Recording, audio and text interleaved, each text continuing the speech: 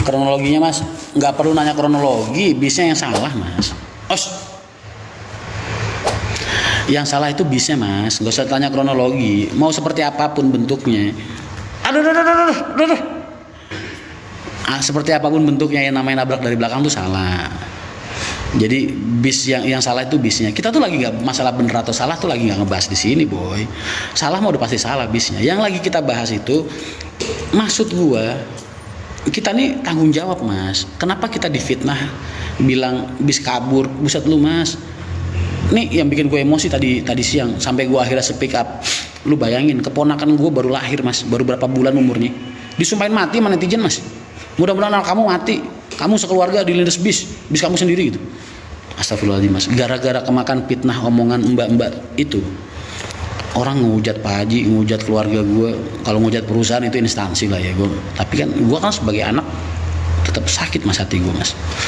Keluarga gue didoain mati dilindas bis dan lain sebagainya. Makanya akhirnya gue, ini orang perlu diperangin ini supaya dia klarifikasi bahwa apa yang dia katakan itu semua fitnah dan bohong.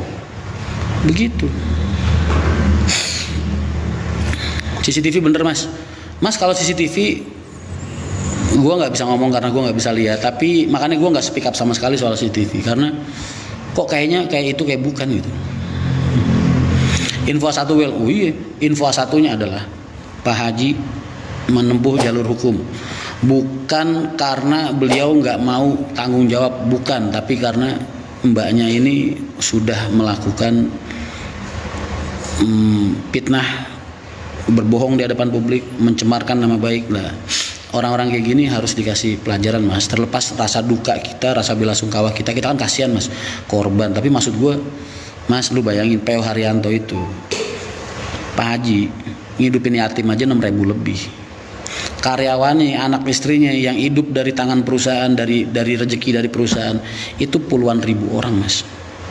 Kira-kira kalau kredibilitas perusahaan dipitnah kayak gitu, dihancurin kayak gitu, sampai akhirnya P.O. Haryanto dihujat orang se-Indonesia, mas, wajar nggak sih mas kalau Pak Haji pengen ngebersihin namanya mas?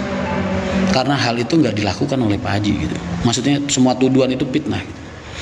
Jadi gue anggap langkahnya Pak Haji ini ya tepat mas. Andai kata Pak Haji nggak mau ngambil jalur hukum, orang-orangnya pasti maksa karena mereka ingin namanya dibersihkan.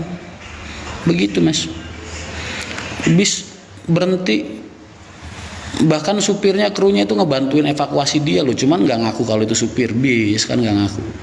Bantuin orang bisa parkir di depan, bisa keluar dari, bisa loh dia nulis habis nabrak pergi begitu aja ninggalin saya dan anak kecil yang menangis. Kan dia berarti ngejual anak buat nyari empati publik. Iya nggak? Tuh. Langkah yang tepat mas bukan gitu. Betul. Cerita PO sudah hilang ya mas. Lu ngapain sih ngurusin POX? Kurusin gua aja. Sangat wajar mas. Lah iya. Kok sakit hati mas? Ponakan gua baru lahir disumpahin mati sama orang gara-gara fitnah ini. Untung ngomongnya ketikan di Instagram kan orang kagak ini. Coba kalau ngomong depan gue mas, wah, gue jewer mas, ginjalnya. Gantengnya bos air, bisa aja. Begitu mas. Makanya kalau Rian Mahendra yang difitnah mas, gue masih apa sih mas? Gue ini manusia yang lebih buruk dari kalian lah. Nggak ada yang perlu dibersihin dari nama gue, nggak ada, nggak jadi masalah. Makanya lu kalau ngeliat nih gue 1 tahun terakhir ini gue dihujat orang diem, difitnah orang kagak ngelawan ya kan, diem. Itu gue mas, karena yang diserang pribadi gue. Buat gue penilaian orang tentang diri gue tuh nggak penting banget mas. Gue udah, hidup gue tuh udah jauh dari penilaian duniawi lah. Udah nggak peduli gue sama dunia ini memandang gue seperti apa. Tapi kalau yang dilontarin ke keluarga gue, ke Pak Haji, ke bokap gue, hati gue sakit mas, nggak tahu kenapa.